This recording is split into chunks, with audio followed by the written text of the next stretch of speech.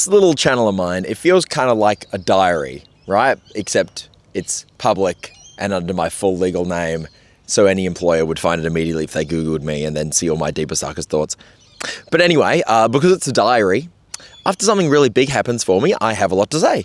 So here we are, because on the weekend that just passed, I got the opportunity to DJ in a club for the first time. Now, I've been thinking about getting into DJing for a long time, and after traveling and seeing some of the European electronic music scene, I really wanted to get into it, and so I've been thinking about this for ages. It's been a big goal of mine, so this is big news. And honestly, I was looking through my phone to find clips to show my kind of DJ journey, and it was making me kind of emotional just to see all these things, because in a lot of these old clips, you'll see I'm doing it with my big sister, there's my housemates, my friends, my fiance, the pets make a bunch of appearances, and it's just kind of beautiful, the journey we've had along the way. My house doesn't have a dining table. We got a Dex table. And it's crazy that I found people who are willing to support me through this crazy, stupid hobby of mine. And it's beautiful to see it actually growing a bit and going somewhere. So I'm sure you understand that this was a big opportunity for me, and it really meant a lot to me. This was big. I really didn't want to mess it up. So how did it go? It went well.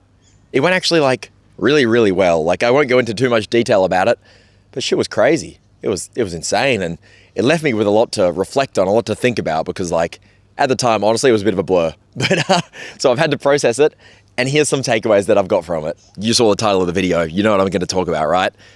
There's a very fine line between cringe and cool, and really, they're kind of the same thing. These things both happen when you go for it, when you commit to something, when you just send it 100%.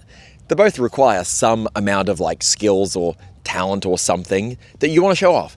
But the only difference between cool and cringe is whether it sticks the landing, whether you pull it off or not. And yeah, hey, look, I used to do a whole bunch of trampolining, a whole bunch of gymnastics, jumping off things. If you want an easy landing, if you want to stick the landing every time, you put a crash mat down, okay? You give yourself an easy landing. And so how do you give yourself a metaphorical easy landing in this kind of sense? Well, you get the audience to like you. You get them to like your story. And then your skills turn from cringe into cool, no matter what you actually do. I'll play a clip of the kind of energy I was giving in this DJ set of mine. Now, if I was doing that in the intensive care unit ward at a hospital, not cool, not good, right? It's all about the setting, okay? So that's a terrible example. But the people in that setting probably aren't on my energy level. They're not on my side at that exact moment. Maybe it could work. I don't know. Maybe that would help. I don't know why I chose that example. Anyway, my point is the people in the club at that time, they wanted that kind of energy. They were on my side. They were my kind of people. My point is all about the setting. That's the only difference between your skills being cringe or cool. If you want to dress up as Darth Vader and go around and force choke people, if I was doing it here at the local park, hey, might be pretty weird unless I'm surrounded by people that, I love and all that, and they appreciate my energy. But I was doing it at a Comic-Con, a convention of some kind. Great, awesome. It's the change between cringe and cool is the setting, and that setting is created by the people. Okay, so here's my point for you. If when you do the things that you truly want to do, and I mean the things that you truly, truly want to do, what you feel your calling is, your true desires, I really wanted to DJ for a long time, that's what I want to do. If you have the things that you want to do, and you're consistently feeling quite cringe about it, maybe you got to change your setting. And maybe changing that setting requires changing the people. Now, I'm not saying go be drastic and cut your friends out because they're not just enabling you all the time. But if people make you feel bad for the energy that you're bringing, they don't deserve it from you.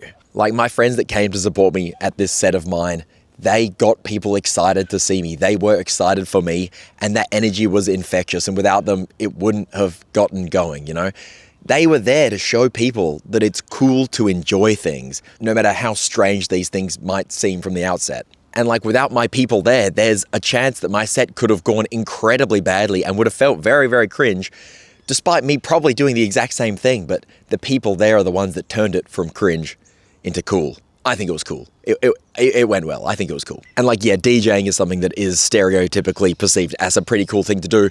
But this doesn't just go for that. I have other hobbies that are less stereotypically cool. I play ultimate frisbee at national level. It's kind of unhinged.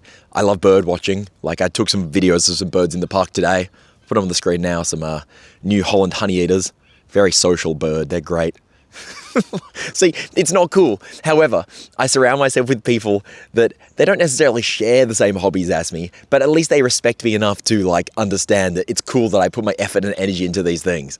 Now, of course, this does come with a caveat, and I think this is the problem with a lot of people who try to share their hobbies who come from terminally online spaces where like you've found a Discord where everyone shares your hobbies 100%, and then you go out into the world and you expect everyone to like be okay with just whatever you're doing.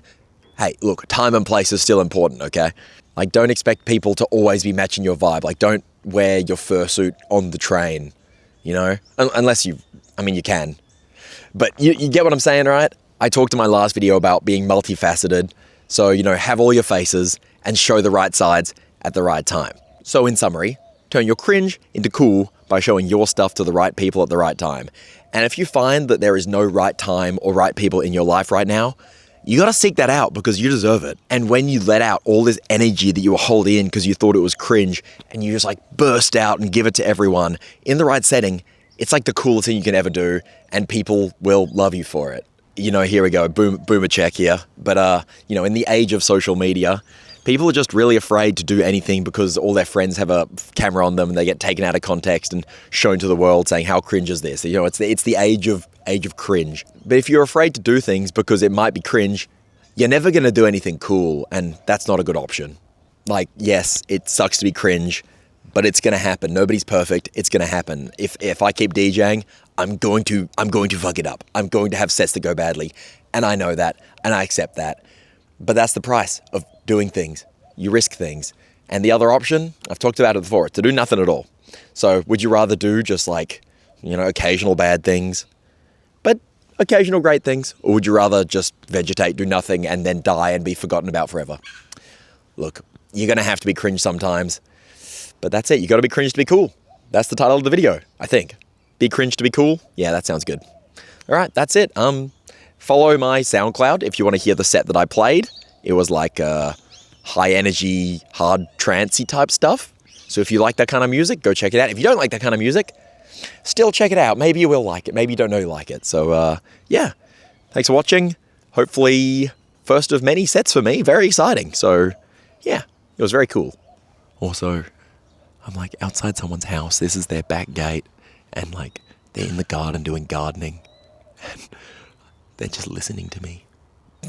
I gotta go now. I gotta run.